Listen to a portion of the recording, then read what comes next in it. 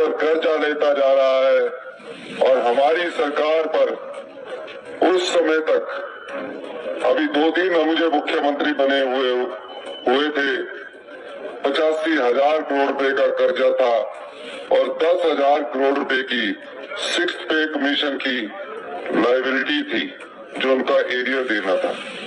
सरकारी कर्मचारियों को तो 6th पे कमीशन दे दिया गया, लेकिन उनका जो एरियर था वो नहीं दिया गया।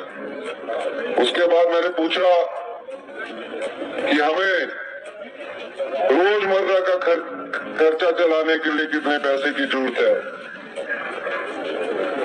अभी मुझे मुख्यमंत्री बने सिर्फ 2 दिन हुए थे, कहा रोजमर्रा का खर्चा चलाने के लिए हमें 27 करोड़ रुपए की जरूरत होती है या इससे अधिक की जरूरत होती है। धीरे धीरे मैं उनसे चर्चा करता रहा। रात के 12-12 बजे तक हमारी बैठकें होती रही। मैंने अपने स्वास्थ्य का भी ख्याल नहीं रखा और यही जानने की कोशिश की कि किस तरह इस कर्जे के बोझ से हम आगे निकले और अपनी दिशा तय करें। और हमारी पहली कैबिनेट हुई। धीरे धीरे हमने कड़े नियम और फैसलों से अपनी अर्थव्यवस्था को ठीक करना शुरू किया। हम आगे बढ़ रहे थे कि हमने अपनी जनता से एक वादा किया था। वो वादा था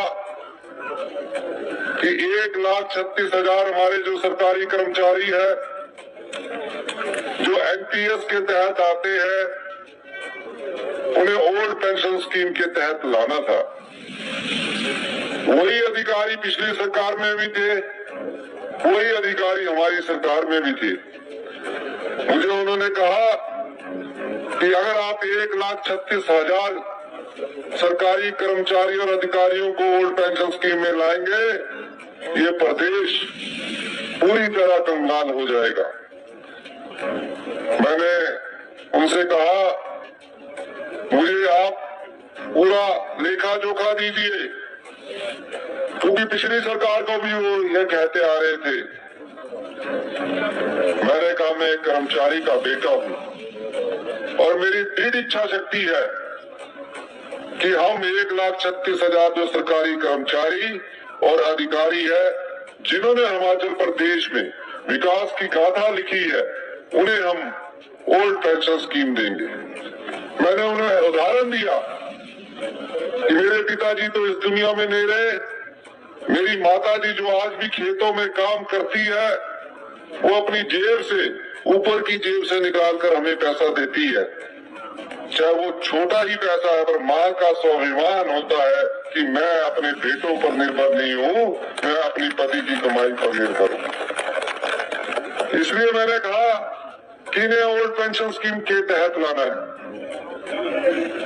और जब हमारी पहली कैबिनेट हुई, पहली ही कैबिनेट में हमने 1,36,000 कर्मचारियों को आर्थिक तंगहाली के बाद भी उन्हें ओल्ड पेंशन स्कीम से नवाजा। मैं ये बात इसलिए कह रहा हूं, अगर हमें राजनीतिक लाभ उठाना था तो ये ओल्ड पेंशन स्कीम 2027 में चुनावों से पहले भी दी जा सकती थी, लेकिन मैंने राजनीतिक लाभ के लिए कभी राजनीति नहीं की और हमने उन्हें 1 ही महीने में ओल्ड पेंशन स्कीम देकर अपनी इच्छा शक्ति का इजहार किया। ये पहली कैबिनेट की बैठक है। राजस्थान में भी ओल्ड पेंशन स्कीम दी गई, वहां भी भारतीय जनता पार्टी की सरकार जैसे ही बनी, उन्होंने पहली ही कैबिनेट में ओल्ड पेंशन स्कीम को बर्खास्त कर दिया और न्यू पेंशन स्कीम के तहत सारे राजस्थान के कर्मचारियों को ला दिया। ये अंतर कांग्रेस की बात सरकार में और भारतीय जनता पार्टी की सरकार का है। ये दूध कहाँ से आता है? चुनिंदा सप्लायर से, और हर किंडर जॉय में होता है गाय के दूध से बना हुआ 19.5। सरकार के जितने भी अधिकारी थे, उन अधिकारियों ने मेरे सामने आगे कैसे कार्य करना है एक विस्तृत सूची मेरे सामने रखी। मैंने पूछा कि सरकार के खजाने में क्या इतना ही धन है? उन्होंने कहा हमारा प्रदेश कर्जे पर कर्जा लेता जा रहा है और हमारी सरकार पर उस समय तक, अभी 2 दिन मुझे मुख्यमंत्री बने हुए थे, 85,000 करोड़ रुपए का कर्जा था और 10,000 करोड़ रुपए की 6th पे कमीशन की लायबिलिटी थी जो उनका एरियर देना था।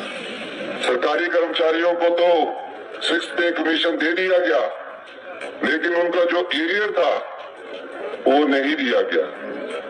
उसके बाद मैंने पूछा कि हमें रोजमर्रा का खर्चा चलाने के लिए कितने पैसे की जरूरत है। अभी मुझे मुख्यमंत्री बने सिर्फ 2 दिन हुए थे, कहा रोजमर्रा का खर्चा चलाने के लिए हमें 27 करोड़ रुपए की जरूरत होती है या इससे अधिक की जरूरत होती है। धीरे धीरे मैं उनसे चर्चा करता रहा। रात के 12-12 बजे तक हमारी बैठकें होती रही।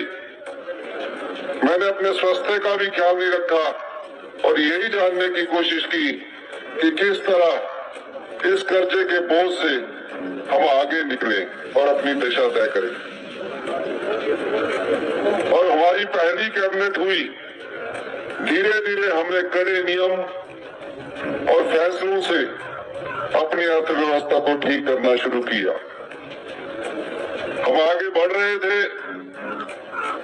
कि हमने अपनी जनता से एक वादा किया था। वो वादा था कि 1,36,000 हमारे जो सरकारी कर्मचारी है, जो एनपीएस के तहत आते हैं, उन्हें ओल्ड पेंशन स्कीम के तहत लाना था। वही अधिकारी पिछली सरकार में भी थे, वही अधिकारी हमारी सरकार में भी थे।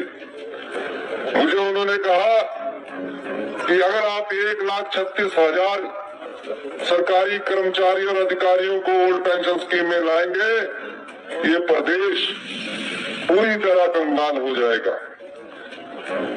मैंने उनसे कहा मुझे आप पूरा लेखा जोखा दीजिए, क्योंकि पिछली सरकार को भी वो ये कहते आ रहे थे।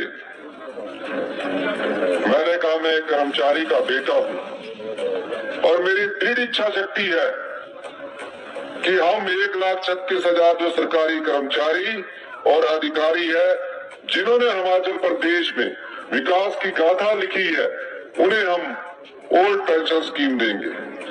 मैंने उन्हें उदाहरण दिया कि मेरे पिताजी तो इस दुनिया में नहीं रहे, मेरी माताजी जो आज भी खेतों में काम करती है, वो अपनी जेब से, ऊपर की जेब से निकाल कर हमें पैसा देती है। चाहे वो छोटा ही पैसा है, पर मां का स्वाभिमान होता है कि मैं अपने